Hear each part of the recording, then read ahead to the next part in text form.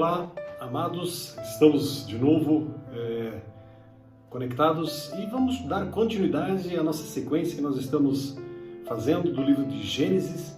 E eu convido você agora para nós juntos irmos ao capítulo 2 e estudarmos um pouquinho e vermos o que o Senhor tem a nos dizer em relação à sua criação. E no capítulo 2, então, Deus vai colocar algumas coisas bem claras para que o homem possa nortear a sua vida e o seu caminho baseado naquilo que ele tem preparado, aquilo que ele fez. É importante ressaltar que Deus preparou um caminho maravilhoso para o homem. Hoje nós vivemos diversas situações difíceis, problemas, doenças, enfermidades, pandemias. Originalmente Deus não tinha planejado nada disso. Era para o homem desfrutar dessa beleza do jardim de uma maneira como um rei. Afinal de contas, tudo isso tinha sido criado para ele, para o homem, para nós, para mim e para você. Mas o homem fez escolhas. Até porque a escolha faz parte da criação. Deus permitiu ao homem a escolha. Então, o homem escolheu. E uma das coisas mais impressionantes também, que eu sempre gosto de pensar, se eu e você fôssemos Adão e Eva, nós não teríamos feito nada diferente, não. Nós teríamos caído do mesmo jeito. Isso é importante para que a gente tenha consciência de que aquele pecado faz parte da nossa essência hoje. Nós nascemos em pecado, a Bíblia diz isso. E nós precisamos de um Salvador. Precisamos de que Deus, Ele nasça em nossos corações. Nós precisamos de que Deus encontre morada e o senhorio em nossas vidas, em nossos corações. Nenhum homem nasce cristão. Nenhum homem se torna cristão, por exemplo, em relação à nossa igreja, a Igreja Evangélica Luterana. Nenhum homem se torna cristão porque é batizado quando é criança. Não. Um homem se torna cristão quando ele coloca a sua vida nas mãos do Senhor dos Senhores e Rei dos Reis. E faz em o nome do Senhor Jesus Cristo. Ou seja, eu preciso de uma experiência chamada na Bíblia de novo nascimento, de conversão. Sem isso, meu amado, nenhum de nós é cristão. Não. O batismo não traz a essência do cristianismo, a confirmação, a crisma. Nenhum desses elementos ele tem o poder de nos trazer salvação, de nos tornar cristãos. Mas, enfim, vamos continuar então a nossa leitura da palavra. Convido você para que abramos a Bíblia em capítulo 2 de Gênesis, mas antes vamos ter uma palavra de oração. Pai querido, obrigado por esse momento e obrigado porque Tu és o nosso Deus. E obrigado, Deus, que a gente pode falar contigo. Obrigado ao Senhor que Tu tens as palavras de vida eterna para nós. Muito obrigado, porque nós não estamos sós. Muito pelo contrário, nós fomos feitos por uma mão maravilhosa, por uma mão poderosa. A Tua mão, Senhor. E, ó Deus, a nossa alma só encontra descanso e paz quando ela se encontra em Ti. Quando nós estamos em Ti, ou seja, quando Tu és o nosso Deus e o nosso Rei, o nosso Senhor, onde todas as coisas, na verdade, convergem para Ti, Senhor. Tira, Senhor, dos nossos corações toda rebelião, toda rebeldia, toda forma de enfrentamento que nós queiramos fazer contra Ti. Tu que és o autor e consumador da nossa fé. Tu que és o autor da nossa vida. Nós nos prostramos diante de Ti, Senhor, e pedimos a Deus, vem, abre os nossos olhos para que a gente possa entender a Tua poderosa palavra. Envia o Teu Espírito Santo, Pai, para que Ele esteja clareando, iluminando, nos fazendo entender o que Tu tens reservado para nós neste momento, em nome de Jesus. Amém e amém. Muito bem, mas vamos então à leitura da palavra. E Gênesis capítulo 2, ele coloca já nos versículos iniciais, nós estávamos lendo até agora e estudando a criação, e nós vamos continuar ela, e com alguns detalhes agora. Lá no versículo 1, assim os céus e a terra e todo o seu exército foram acabados. E havendo Deus acabado no dia 7º a sua obra que tinha feito, descansou, Shabá, no 7º dia de toda a sua obra que tinha feito. E abençoou Deus o dia 7º e o santificou, porque nele descansou de toda a sua obra que Deus criara e fizera. Aqui alguns verbos, algumas frases, né, algumas palavras, acabados, né? Primeiro ali no versículo 1, foram acabados. Finiram, acabou, está completa a obra. Descansou, né? Alguns falam Shabbat, outros Sheibat, e santificou, que é Keidash. Então, quando Deus pronuncia que ele fizera tudo o que ele queria, ele declarou: agora está pronto, vamos ter um dia para descanso. Ele santificou um dia inteirinho, né, para o descanso. Ou seja, essa palavra, que é a origem da palavra sábado, que é o Shabbat no caso, ela vem de Sheibat, que pode ser traduzida como desistir. O Senhor desistiu, acabou. Ou melhor ainda, seria a palavra cessar. Ele cessou, ele interrompeu. São 3 possíveis interpretações da palavra Sheibat, que é o hebraico. E esse período, então, agora é um período de descanso. Isso nós podemos ver lá em Êxodo, capítulo 20, verso 11, né? Onde o autor Moisés, ele coloca que Deus criou toda a sua obra, toda a sua criação foi feita em 6 dias, e no 7º dia ele descansou, certo? Então, no 7º dia, ele foi separado, né, para ser um momento de contemplação, de adoração, né? Um lembrete que Deus designou um momento para descanso, para refrigério, para que a gente possa realmente parar e olhar para o Senhor, né? E aí no versículo 4 ele continua dizendo: estas são as origens dos céus e da terra, quando foram criados no dia em que o Senhor Deus fez a terra e os céus.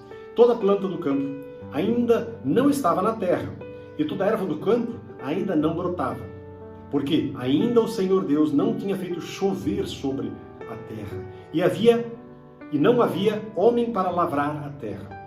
Um vapor, porém, subia da terra e regava toda a face da terra. E aí no versículo 7, o Senhor, o autor, ele coloca aqui: e formou o Senhor Deus o homem do pó da terra e soprou em seus narizes, ou narinas, o fôlego da vida. E o homem foi feito alma vivente.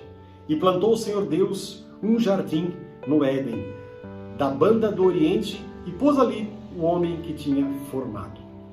E o Senhor Deus fez brotar da terra toda árvore agradável à vista e boa para ser comida, e a árvore da vida, ou seja, todas as árvores, e mais ainda a árvore da vida no meio do jardim, e a árvore da ciência do bem e do mal. Então a impressão que nós temos aqui, então, que nós temos de fato diversas árvores, e mais uma árvore da vida, que está no meio do jardim, e mais a árvore da ciência do bem e do mal. No versículo 10, ele vai dizer o seguinte, que saía um rio do Éden para regar o jardim, e dali se dividia, e se tornava em 4 braços. O nome do primeiro é Pison. Este é o que rodeia toda a terra de Havilá, onde há ouro. E o ouro dessa terra é bom. Ali há o bdélio e a pedra sardônica, que são minerais, preciosos. Versículo 13. E o nome do segundo rio é Gion. Este é o que rodeia toda a terra de Cush. O nome do terceiro rio é Idekel. Este é o que vai para a banda do Oriente, da Síria. E o 4º rio é o Eufrates. Então vamos dar uma olhadinha em algumas coisas que são importantes para a gente.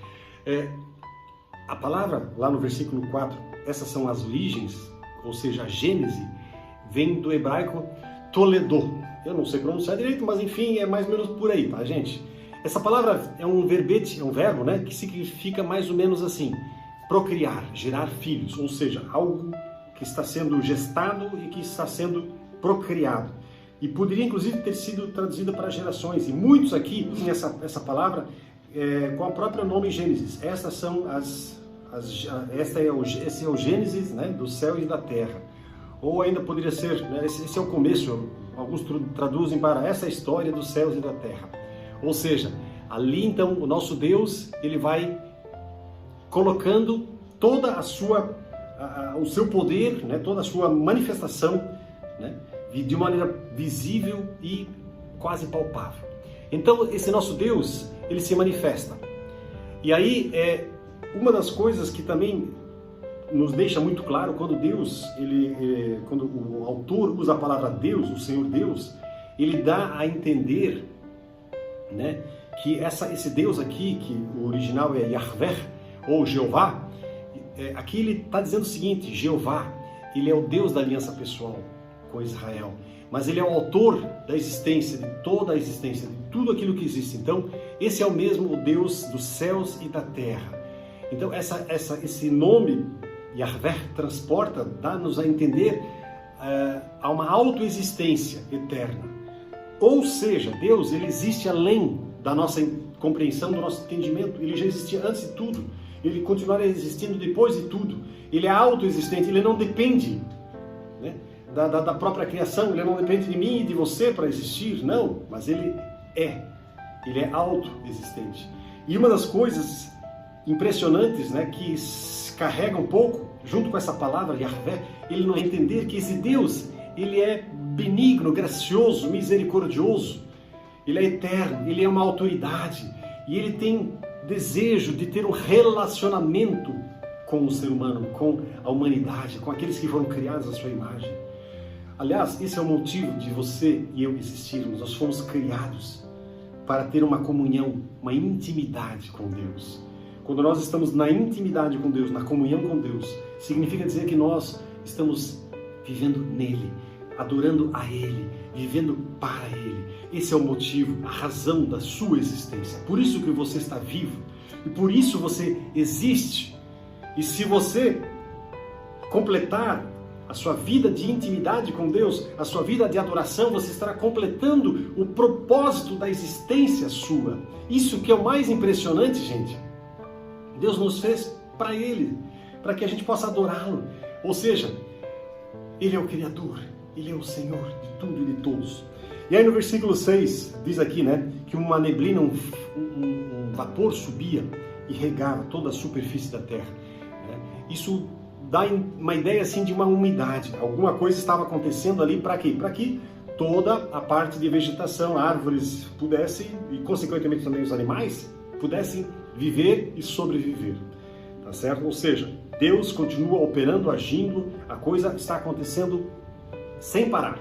E aí no versículo 7, ele vai dizer o seguinte, que formou, ou seja, esse verbo aqui formou, vem do hebraico, que dá uma ideia assim de um oleiro trabalhando, moldando com as suas mãos um material plástico que ele tinha nas mãos.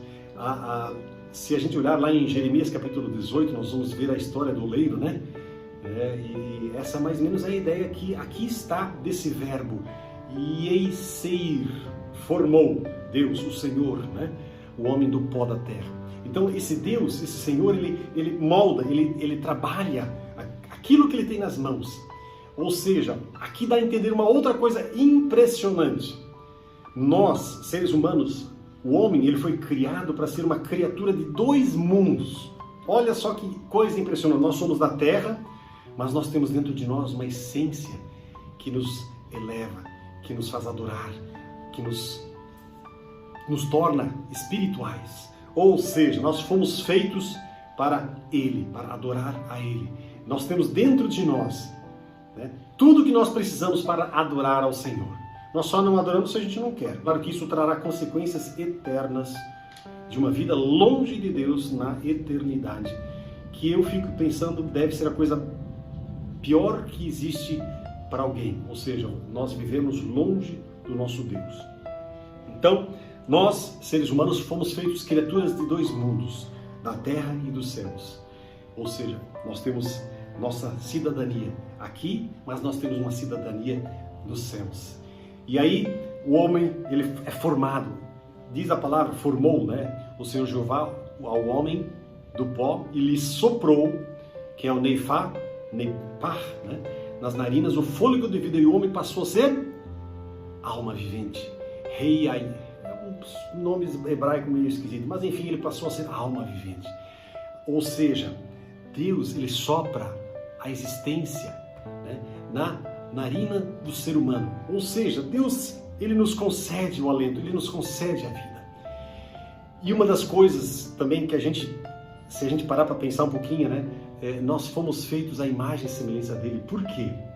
Porque nós também temos poderes espirituais, não os dele. Por favor, não me entendam mal, mas nós temos sim poderes espirituais. Quais são esses poderes espirituais então, Vili?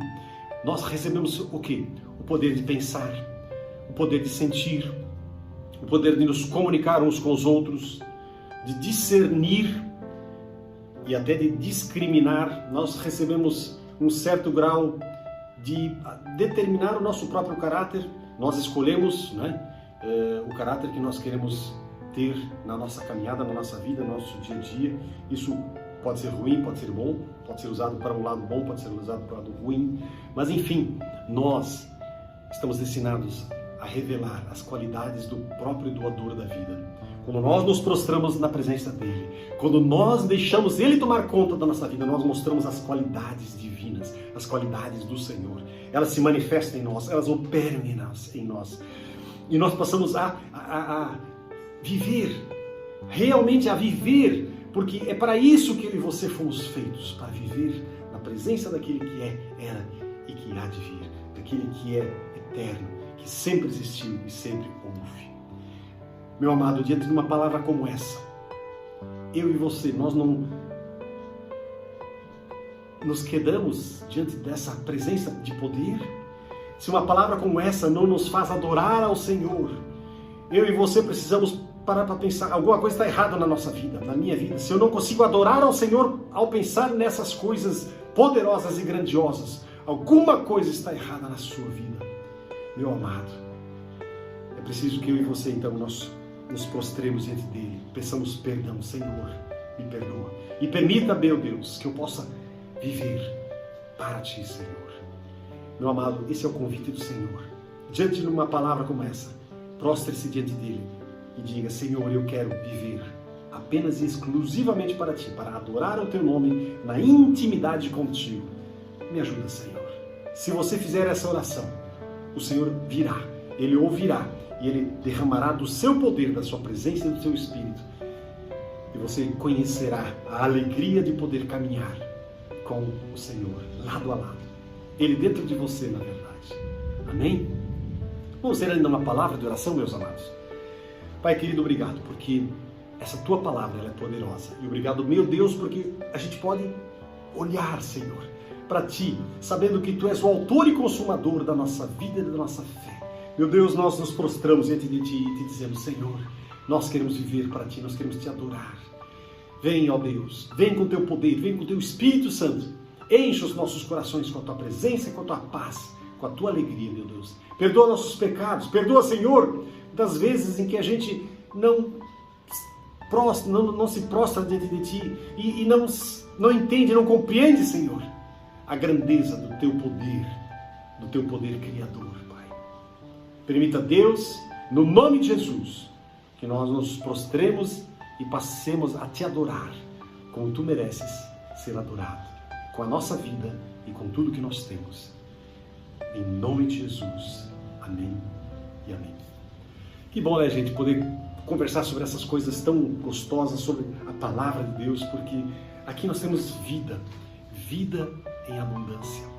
Jesus disse: eu vim para que tenham vida e vida em abundância. É isso que ele quer derramar na sua vida. Permita que isso aconteça, permita que isso seja palpável na sua vida, no seu coração, na sua família, na sua casa, em nome de Jesus. Amém?